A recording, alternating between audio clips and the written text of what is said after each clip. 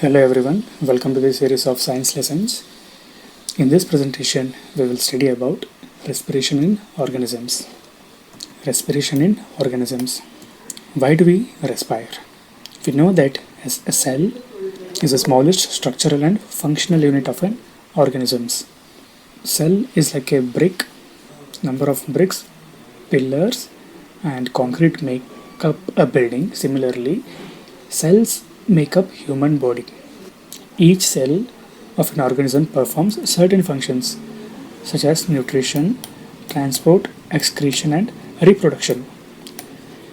To perform these actions or functions, cells need energy.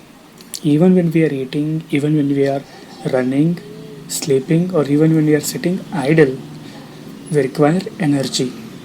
But where does this energy come from?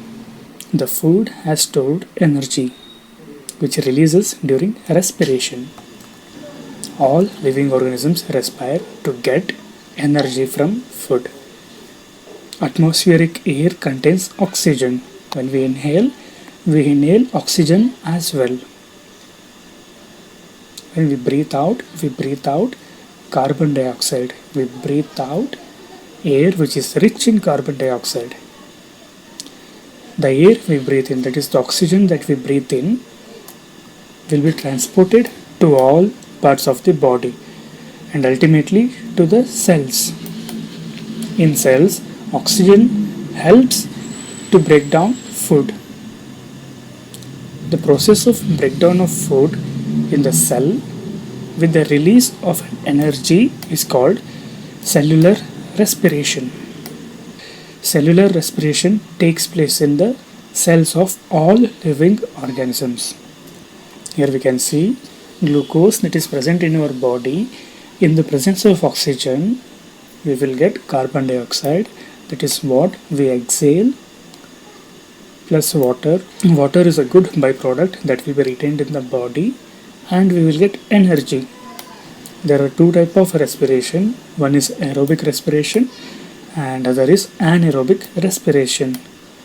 In aerobic respiration, glucose will break down in the presence of oxygen. That is called aerobic respiration. Food will be broken down without using oxygen. This type of respiration is called anaerobic respiration. Example of anaerobic respiration is, you can see glucose will be broken down in the absence of oxygen, which releases, we get the byproducts alcohol, carbon dioxide and energy. We know that organisms such as yeast can survive in the absence of air. They are called anaerobes. Yeast are single-celled organisms. They respire anaerobically. They respire without oxygen. They don't need oxygen for respiration. During this anaerobic respiration, one of the byproduct will be alcohol. They are therefore used to make wine and beer. We are not promoting alcoholism through this video. We are just noting a point, the process of making alcohol beverages with the help of yeast, where yeast respire anaerobically. That is, organisms respire without oxygen. When we do some brisk walking or running or we lift some weight, our muscles respire anaerobically. Where we come to a point where our muscles, our body cannot provide much oxygen, in that situation, muscles respire anaerobically. They respire without oxygen but only for a short time.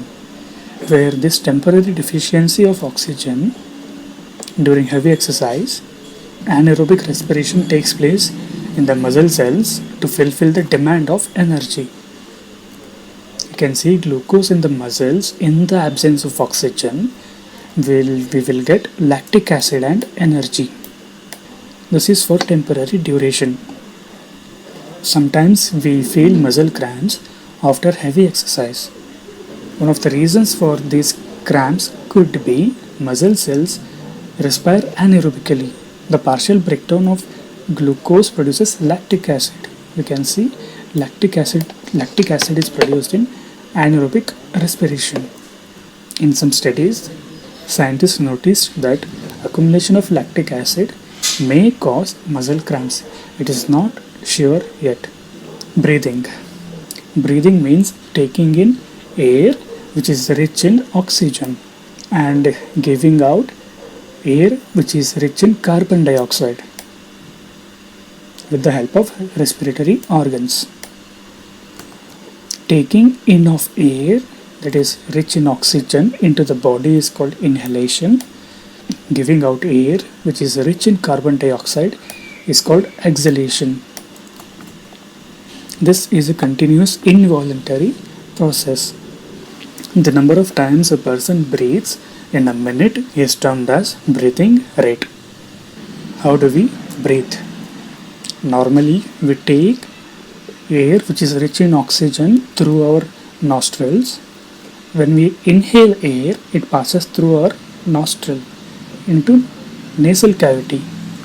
Here we can see air will be passed through nasal passage. From nasal cavity, air reaches our lungs through the windpipe. Here we can see once we inhale air through nasal passage, air will be stored in the lungs through a tube. Lungs are present in the chest cavity. This cavity is surrounded by ribs on the sides. Here we can see lungs are surrounded by rib cage. This resembles a cage which protects the lungs as well. A large muscular sheet called diaphragm forms the floor of the chest cavity. Breathing involves the movement of diaphragm and the rib cage. Here we can see diaphragm which acts as a floor for lungs. When inhalation and exhalation, both lungs and diaphragm works together. When air is drawn, you can see ribs move out and diaphragm moves down. When we exhale air, ribs move back and diaphragm comes back to its position. The content of this recording is borrowed from Karnataka Textbook Society, Bangalore under Fair Usage Policy. This video is presented by Avari Technologies. Please do hit subscribe button to get more content. Thank you.